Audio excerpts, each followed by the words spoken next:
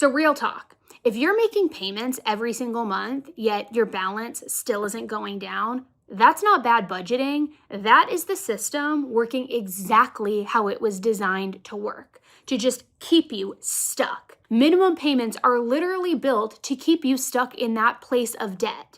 And if you're carrying credit card debt, personal loans, or even medical bills, it's costing you money every single day that you wait. And that's why I want to tell you about PDS Debt. They have created a way that actually makes sense, helping you combine everything into one lower monthly payment, and in some cases, even reduce what you owe by up to half. And what really stood out to me is how fast this starts. You can go to their site, you can do a free 30-second assessment, and savings can begin literally as soon as the same day. There's no minimum credit score required. It has zero credit impact to see if you qualify for it. And they also use AI and data to actually look at your situation and then personalize a solution. So it's not this like one size fits all. So if you've been feeling stuck, overwhelmed, or just unsure where to even begin, this is that first step that makes it simple. Get your free 30-second personalized assessment today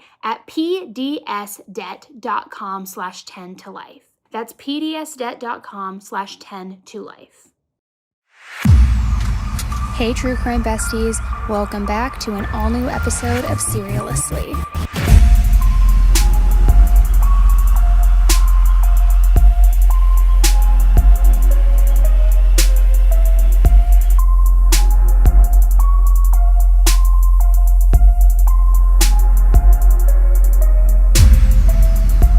Hello, and welcome back to an all-new episode of Seriously with me, your host, and your true crime bestie, Annie Elise. Now, I know what you're thinking. You're like, Annie, it's Friday. What the heck are you doing? Why is there an episode out today? You give us episodes on Monday, Tuesday, and Thursday. What's going on?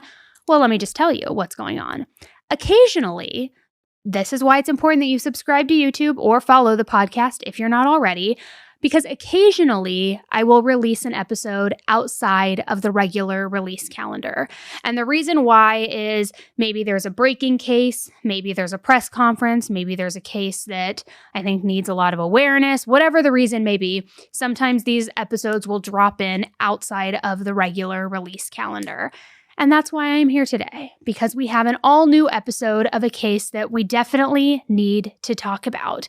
Now, if you are a loyal listener to Seriously and listen every Monday and Thursday, you know Thursdays are my headline highlights episodes, where I go through everything that's happening that week in true crime, news, updates, trials, whatever's happening that week.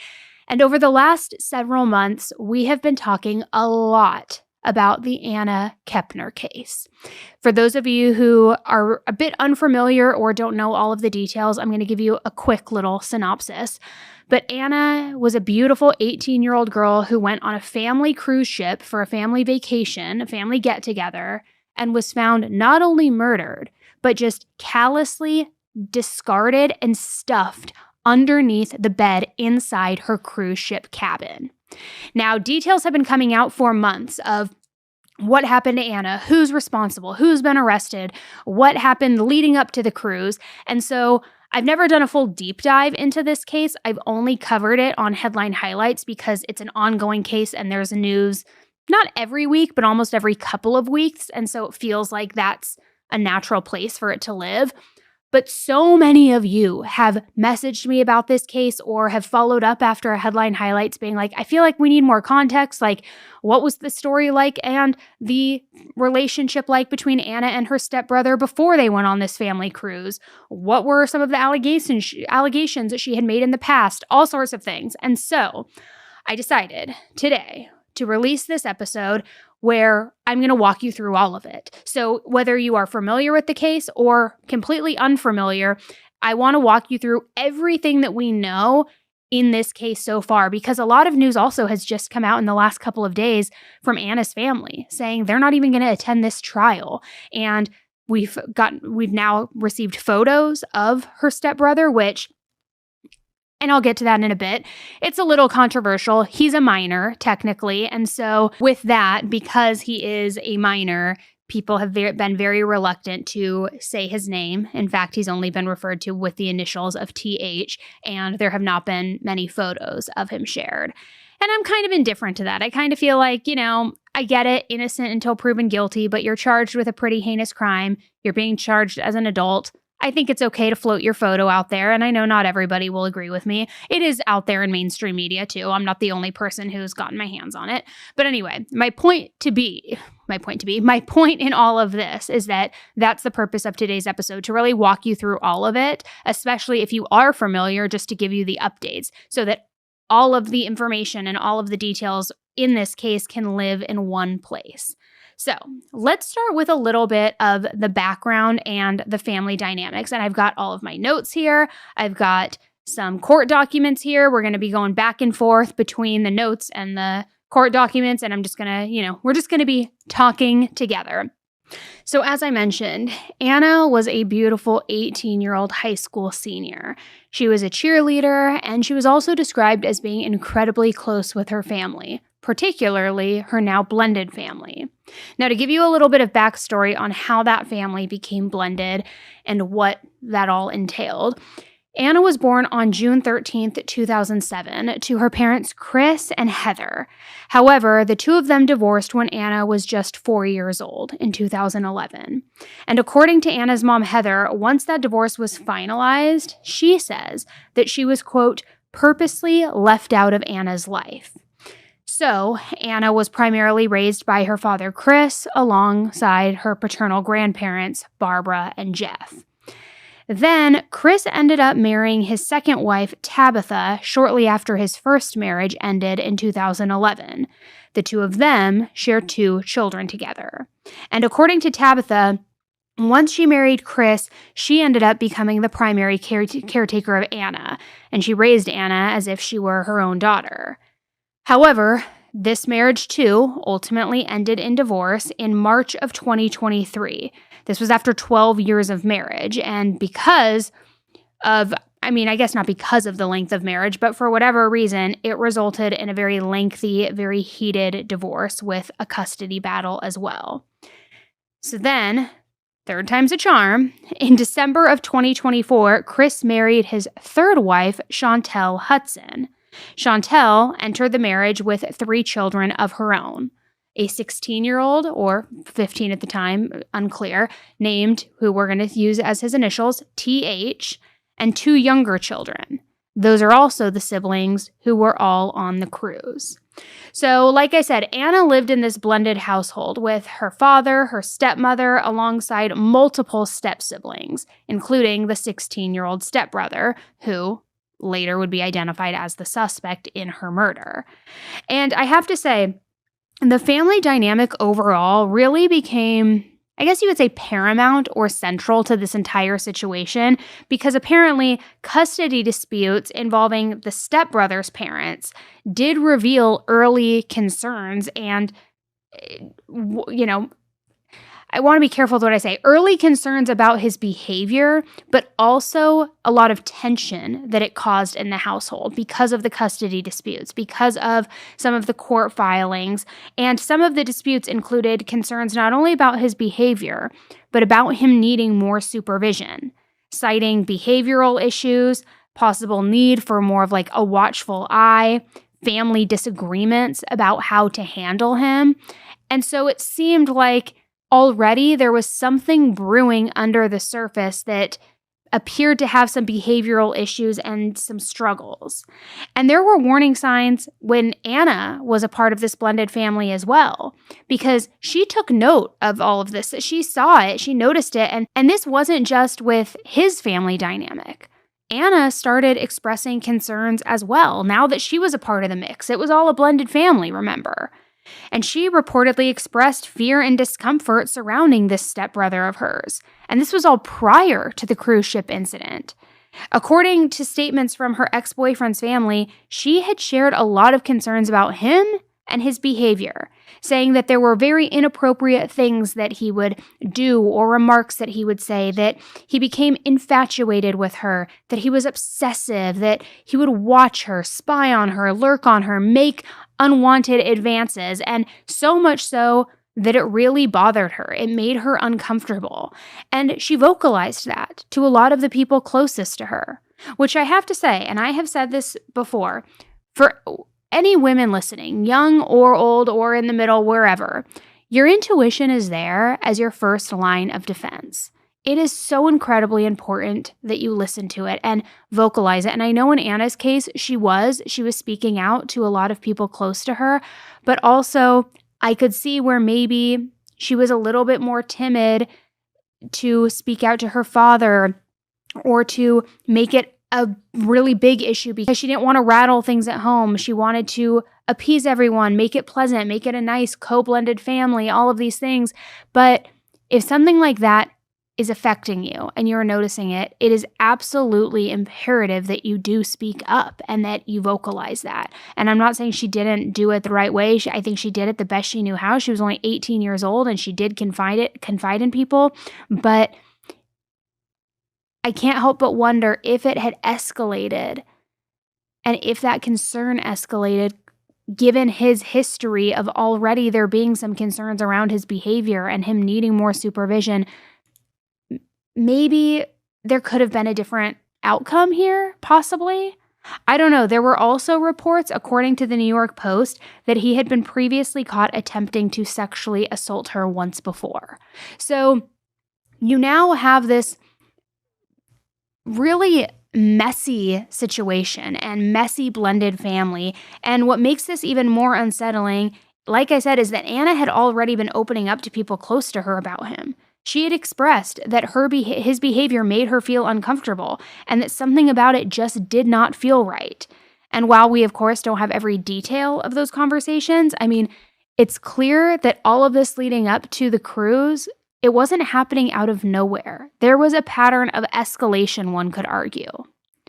So then fast forward to November of 2025, and this was a little less than a year since when her dad, Chris, married this new woman and inherited this family. And I don't know how long they had dated prior to that, but I'm talking marriage, and maybe they all lived together before that. Who really knows? But this is less than a year after they got married. So the family decides that they're going to go on a family vacation. A cruise. So they board the Carnival Horizon cruise ship. Now, because there were, many siblings, many members of this family, they had to bunk up, right? They had to share cabins. So Anna shared a cabin with her stepbrother and her younger sibling.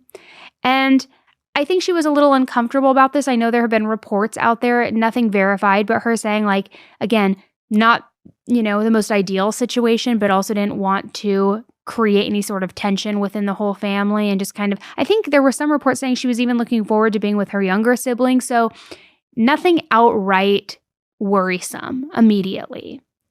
But then November 6th rolls around. They had already been out at sea for a couple days at that point, I believe. And that night, Anna reportedly told her family members that she wasn't feeling well.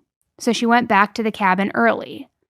And there are reports that at some point during that night or in the early morning hours, somebody heard yelling or disturbances coming from the cabin. So she goes back early. She goes to sleep. She says she's not feeling well. And then there's some sort of disturbance that is overheard. Fast forward to the following morning, November 7th, and Anna didn't show up for the family activities. I don't know. Again, details are a little vague. I don't know if that was breakfast, if that was some sort of meetup by the pool deck or some other deck or what it was, but she didn't meet up for the family activity.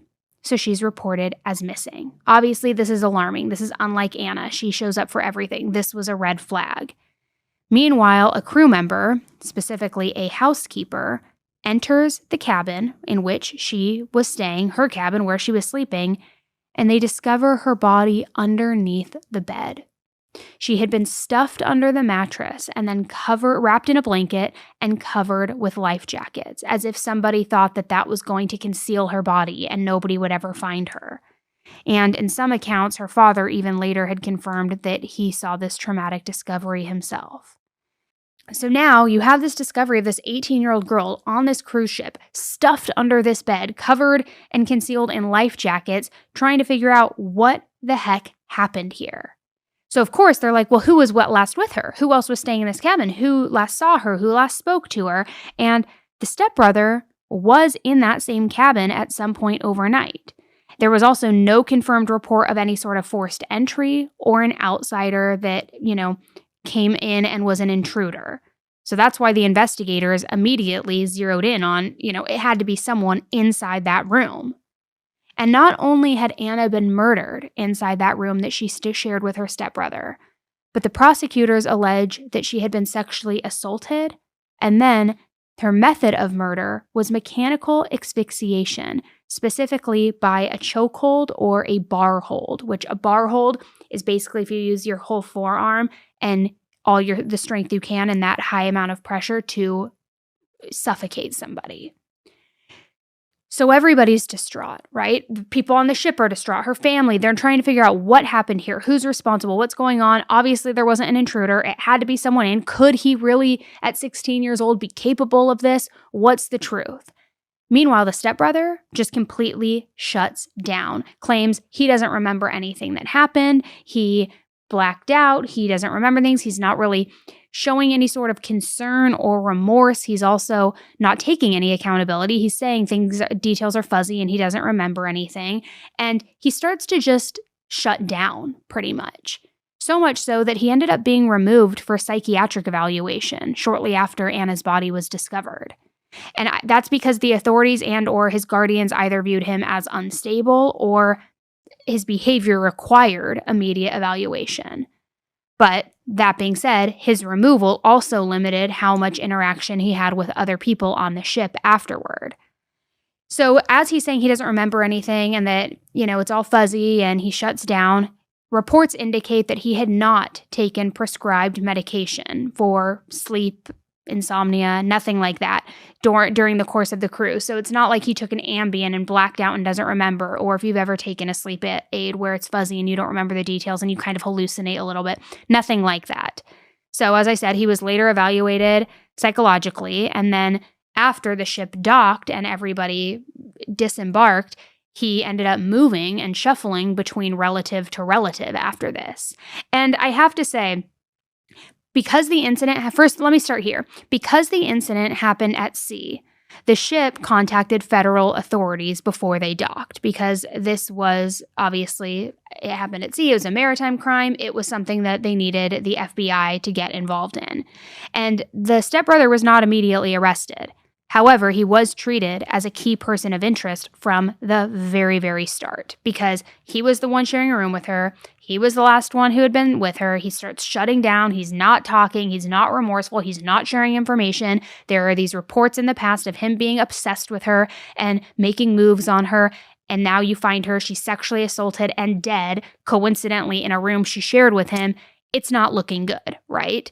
So he starts shuffling from family member to family member and where he's staying. And he's free, but under a high level of scrutiny, not only from the public, but also from the authorities. So this goes on for a couple of months. And everybody pretty much knows he's the guy. Family even is speaking out saying, why haven't they arrested him yet? Meanwhile, they are all building their case. And it's like this weird limbo period for how many months was that? November, December, January, 3 months about, where he's free, hasn't been arrested. The family pretty much knows that he is the one who did this. He's shuffled between family members, and there is some family who is trying to be there for him as a family member, but then other family who was speaking out saying, why hasn't he been arrested? Why aren't the police doing their job? What is going on here? Like, what's happening? So then fast forward to February of 2026. He was finally arrested and he was charged. But initially, this was handled as a juvenile case because he was only 16 years old. And that enraged a lot of people from the very start, myself included, because it seemed to me that there was a pattern, that there was escalation.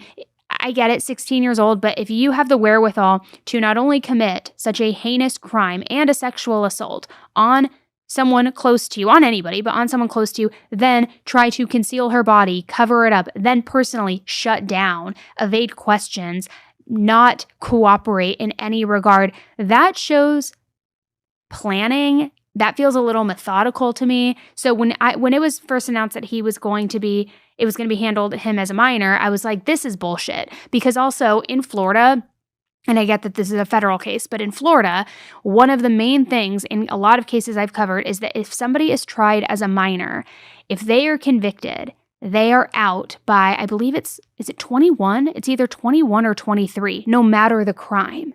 So what, this guy could be in for 4 or 5 years and then be out after a sexual assault and a murder? It did not sit right with me.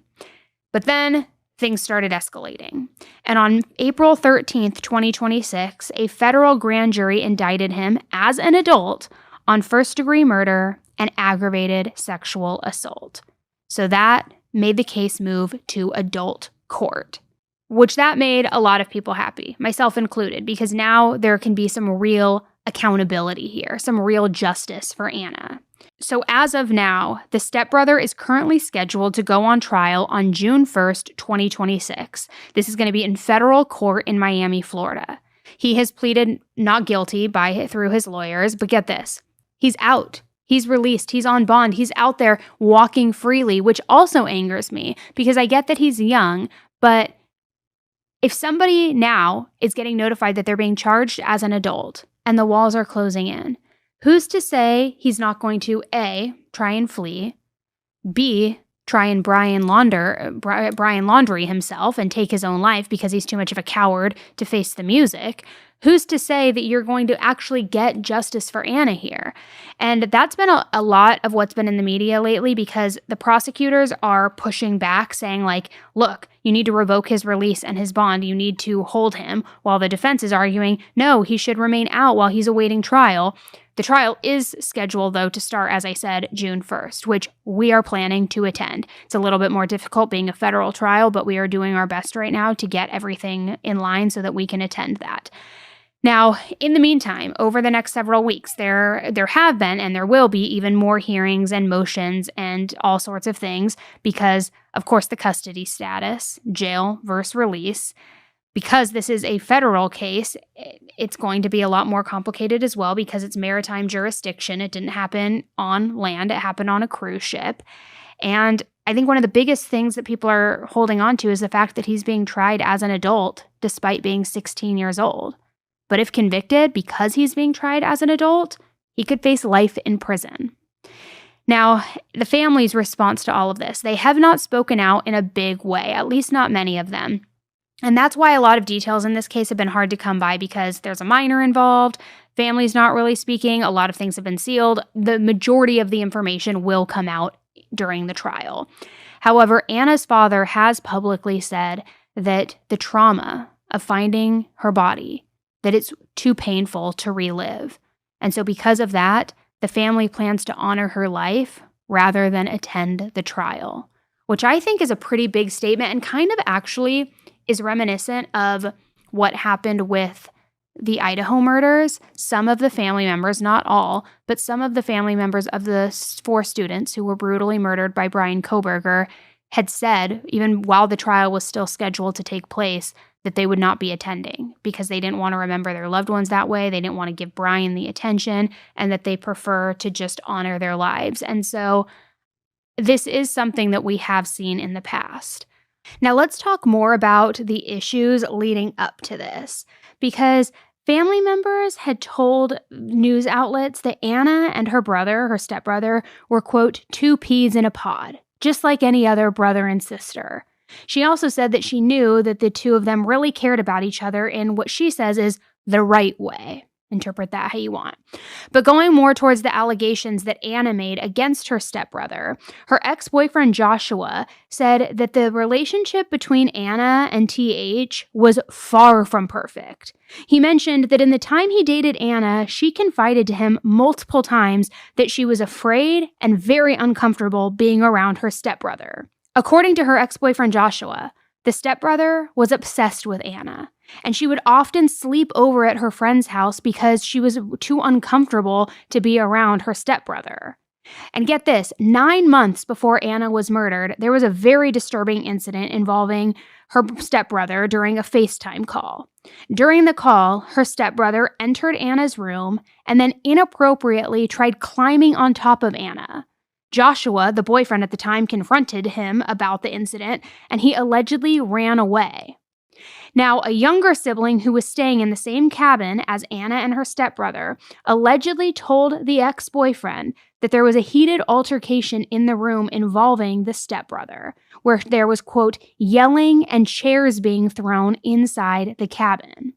According to Josh, the younger sibling, though, stopped talking to him after the FBI intervened and warned the family about speaking out about the investigation.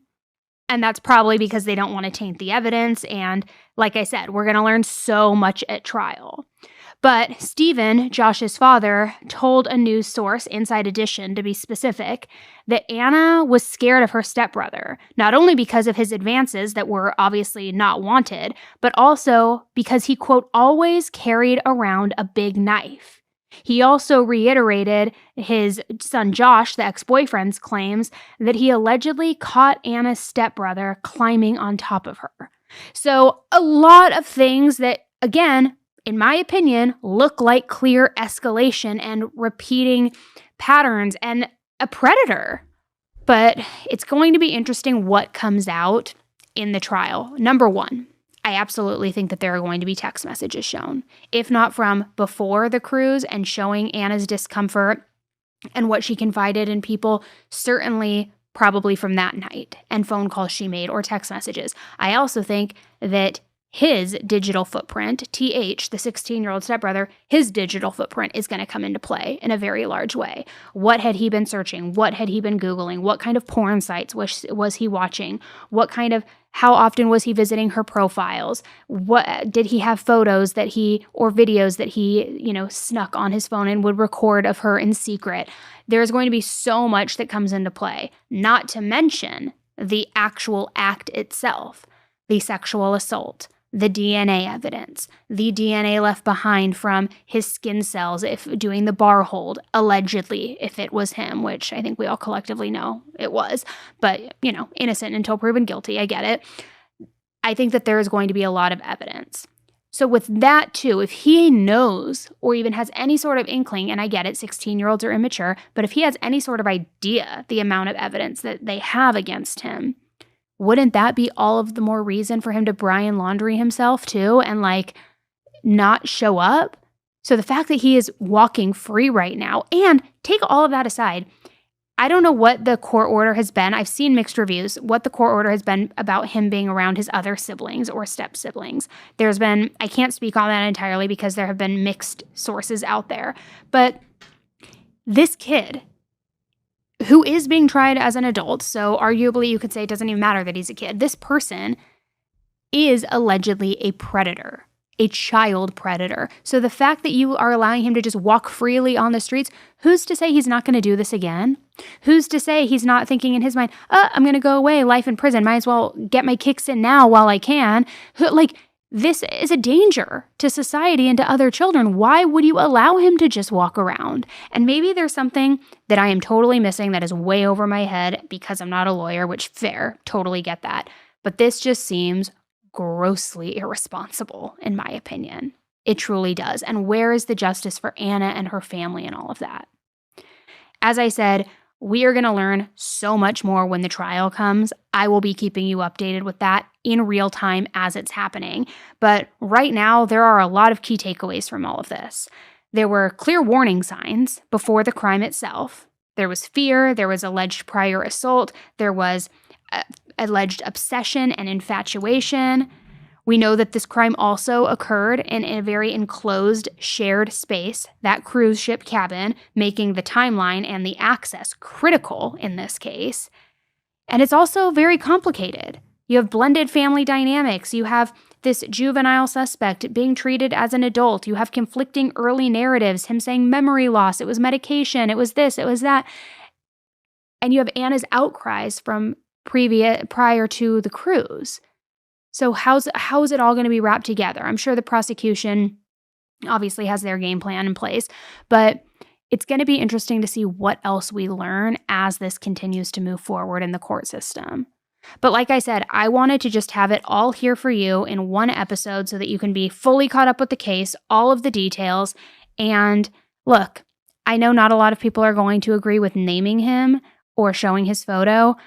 I haven't said his name on here, although I know it, but I have shown his photo. And the reason why is very similar to Aiden Fucci with Tristan Bailey, another case in Florida. He was a 14-year-old boy who murdered his 13-year-old classmate, stabbed her over 100 times in the woods, and he was tried as an adult as well. His photo long released before, and Snapchat videos and everything long released before he ever was convicted because, I don't even know.